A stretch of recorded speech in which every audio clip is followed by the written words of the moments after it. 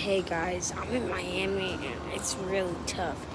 So we just got back to where our train's supposed to be to take us back to Stewart, but the same thing happened this morning. There, it's delayed. It's not even delayed. It's just canceled. We had one for 9:45, but now it's 10 o'clock. We have to wait to.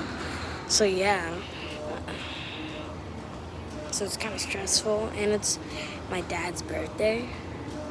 So yeah, it's really stressful to go through this. So yeah, I'm just telling you that information.